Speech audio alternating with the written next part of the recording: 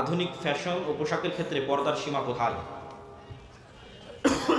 পর্দার সীমা নির্ধারণ হবে লজ্জার উপর ভিত্তি করে। মানুষের লজ্জা কতটুকু, মানুষের লজ্জা কতটুকু এটাই নির্ভর করতেছে এই বিষয়টা নির্ধারণ করার জন্য। আপনি যদি সৌদি আরবে যান, আপনি যদি আফগানিস্তানে যান, তাহলে প্যান্ট শার্ট পরে ঘুরতেও আপনাকে লজ্জাবোধ হতে পারে, কিন্তু বাংলাদেশে আপনাকে প্যান্ট শার্ট পরে ঘুরতে লজ্জাবোধ হবে না, ইউরোপ আমেরিকা লজ্জাবোধ হবে না। তাহলে লজ্জার মাত্রাটা কোন লেভেলে আছে? আবার বাংলাদেশে দেখা যাচ্ছে কেউ যদি হাফ প্যান্ট অথবা 3/4, বিশেষ করে হাফ প্যান্ট পরে ঘুরে, তাহলে লজ্জাবোধ হতে পারে। কিন্তু ভারতে যদি যান হাফ প্যান্ট পরে ঘুরেন, কোনো লজ্জা নেই।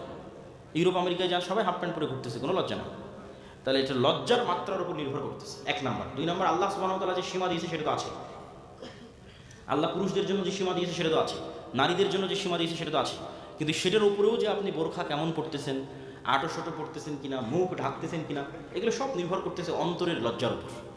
তো লজ্জাশীলা হওয়াটা অন্তরের বিষয়। আপনি বোরখা পরে পুরুষ মানুষের সাথে কথা বললেন, এটা তো পর্দা হলো না। তাহলে তো আপনি পর্দা বুঝলেন না, আপনি মনে করলেন পর্দা মানে পোশাক। পর্দা মানে তো পোশাক নয়, পোশাক পর্দার একটা অনুষঙ্গ। এবং বেপর্দা অনেক বড় শাস্তি। আদম আলাইহিস সালাতু ওয়াস সালাম এবং হাওয়া আলাইহিস সালাতু ওয়াস সালামকে জান্নাতে সর্বপ্রথম শাস্তি দেওয়া হয়েছে উলঙ্গ হওয়ার মাধ্যমে, জামা খুলে নেওয়ার মাধ্যমে। এটা অপমান, কিন্তু আমরা ওই শাস্তি ও অপমানটাকে নিজেদের জন্য সাজসজ্জা এবং ফ্যাশন বানিয়ে নিয়েছি। তাহলে আমাদেরকে আল্লাহ এবং আল্লাহ রসুলের সীমা বুঝতে হবে, এবং ওই সীমার প্রয়োগ হবে অন্তরের তাকওয়া এবং অন্তরের লজ্জা হবে।